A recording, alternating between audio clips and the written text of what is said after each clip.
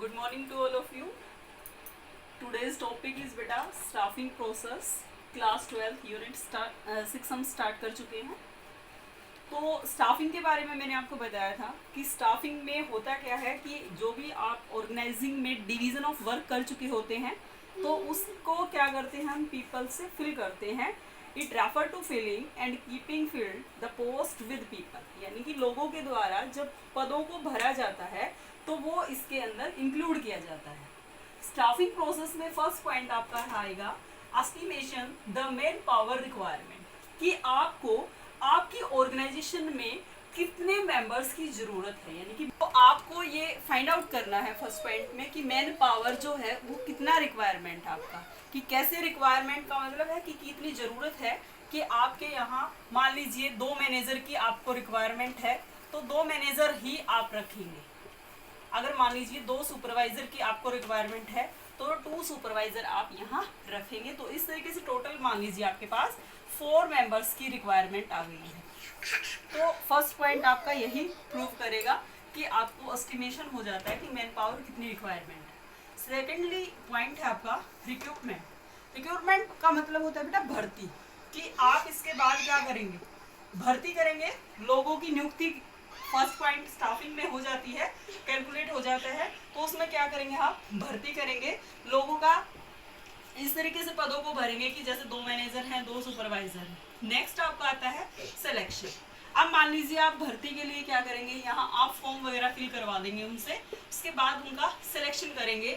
जैसे उनका जो इंटरव्यू आएगा वो आप यहाँ लेंगे, उनका कोई मेडिकल टेस्ट है वो आप लेंगे, कोई टाइपिंग टेस्ट है वो आप यहाँ कंडक्ट करेंगे। तो इस तरीके से आपका सिलेक्शन में ये सब कंडक्ट कराए जाते हैं। नेक्स्ट पॉइंट आपका आता है प्लेसमेंट। तो प्लेसमेंट क्या होता है, placement means to the join a post for which she and he has been selected, यानी कि आपको जब नियुक्त कर दिया जाता है, सिलेक्शन आपका हो जाता है, तो उस टाइम पे आपकी नियुक्ति यहाँ कर दी जाती है। नेक्स्ट पॉइंट आपका इसी के अंदर है ओरिएंटेशन। ओरिएंटेशन का मतलब होता है कि जब कोई भी व्यक्ति आपकी संस्था में आता है तो उसको पुराने लोगों से परिचित कराना, या आपका इंट्रोडक्शन हम कह सकते हैं कि यहाँ आपका इंट्रोडक्शन होता है जो ओल्ड आपके मेंबर्स होते हैं उनके साथ। नेक्स्ट पॉइंट है आपका ट्रेनिंग एंड डेवलपमेंट। ट्रेनिंग मतलब प्रशिक्षण और डेवलपमेंट मीन्स विकास। यहाँ आपका जैसे ही आपको लोगों से अवगत कराया गया उसके बाद आपको क्या किया जाएगा, ट्रेनिंग दी जाएगी।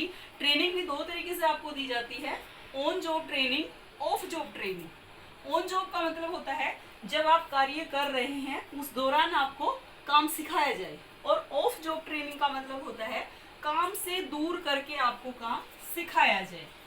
तो ऑन जॉब ट्रेनिंग का मतलब जैसे प्लम्बर का काम होता है तो वो काम करते हुए, या लाइट इलेक्ट्रिसिटी का जो काम होता है जैसे जैसे वो काम कर रहे हैं वैसे वैसे उसको काम आ जाता है। ऑफ जॉब ट्रेनिंग जैसे कोई वर्कशॉप है, काम से आपका अलगाव करके उसके बाद आपको सिखाना। इसके साथ आपका डेवलपमेंट, यहाँ आपका पर्सनैलिटी डेवलपमेंट हो सकता है। जब आपको यहाँ फाइनेंस अवेलेबल होगा तो उस चीज़ में आपकी डेवलपमेंट इन्वॉल्व कर जाती है। कैसे इन्वॉल्व करती है कि पर्सनैलिटी डेवलपमेंट भी इसके साथ होता है आपका, साथ साथ आपका जो लाइफ स्टैंडर्ड होता है वो भी चेंज होता है, आपका जो सोचने का तरीका है वो भी इससे चेंज हो जाता है। इसके बाद परफॉर्मेंस एप्रिशिएट। इसका मतलब क्या है कि जो आप परफॉर्म करते हैं कि आपकी आउटस्टैंडिंग कैसी रही, या हम कह सकते हैं at this type of capability.